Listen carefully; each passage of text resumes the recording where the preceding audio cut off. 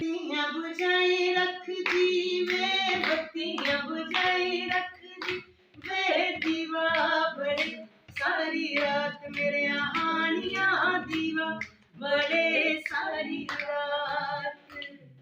कानू मैनू तंग करना है वे, कानू मैनू तंग करना, देखा रसता मैं सारी सारी रात मेरे कहानियां दसदा नी दिल वाली बात।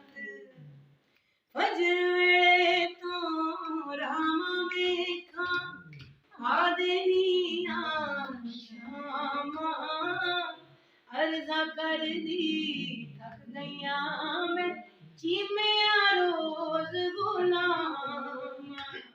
विचों विच रमा सड़दी वे, विचों विच रमा सड़दी जिवें सड़दी कढ़ाई विच रेत मेरे आनिया देवे ना दिल वाला पेत।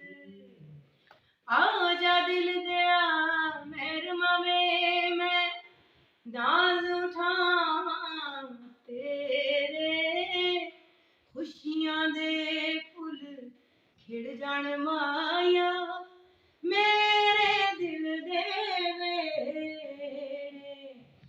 उथे मैं वछावां पलकां वे, उथे मैं वछावां पलकां जिथे रखे तू। शकील साहब आके पैर मेरे हानिया मंगा मैं नित तेरी खैर।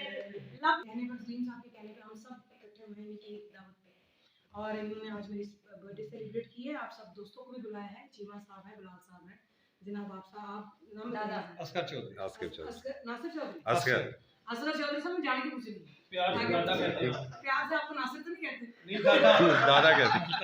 असगर चौधरी साहब मैं भी शेख बेनी शेख खुरम साहब मैनू भी मशहूर करते हो ते ए भी कोई नाल है ही।